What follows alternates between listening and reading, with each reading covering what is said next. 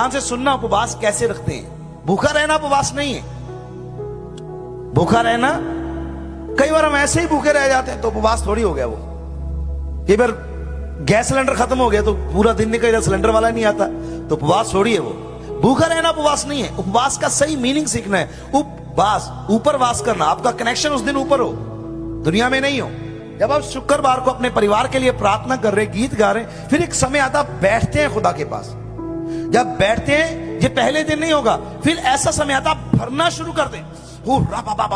जब ऐसे इस कंडीशन पर होते हैं, यहां पे इनफ नहीं करना, उसके बाद आप सामर्थ पा चुके होते हैं। फिर आपने उन दुष्ट आत्माओं का नाम लेकर बोले, ऐ झगड़े की आत्मा, ऐ दारू की आत्मा, निकल यीशु के नाम से निकल। आत्मा में डांटना है। पौलुस कहता है हम हवा में घुसे नहीं पीटते, हम हवा में नहीं, कहता हम आत्मा में लड़ते हैं कि मुकुट प्राप्त करें। फिर आपको युद्ध करना है, उन दुष्ट आत्मा को डांटना है। निकल मेरी बेटी से बाहर, निकल मेरे परिवार से, निकल मेरी बहन से, निकल मेरी वाइफ से, पति से बाहर, यीशु मसीह के, निकल मेरे बिजनेस से। आपने आत्मा में डांटना है, लड़ाई करनी है, युद्ध करना है। लोग आपको पागल कहेंगे, पागल हो गया, ये चिल्ला रहा है। आपने चिल्लाना है। उस समय आपके अंदर सामर्थ है, जो आपने उस समय कमाई है, जो नाम की कमाई आपने की उस दिन, वो आपके पास है, उसको आपने रिलीज करना है उस समय। आमीन। समझ में आ रहा है कि नहीं आ रहा है?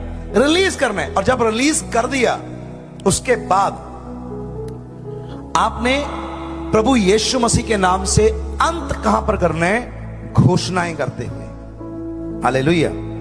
मान लो कि मैं एक औरत हूं और मेरा पति शराब पीता है, मान लीजिए। अब मैं आत्मा में भरी और शैतान को कहा कि नशे की आत्मा बाहर, यीशु मसीह के नाम से निकल बाहर। मैं उसको निकाल दिया।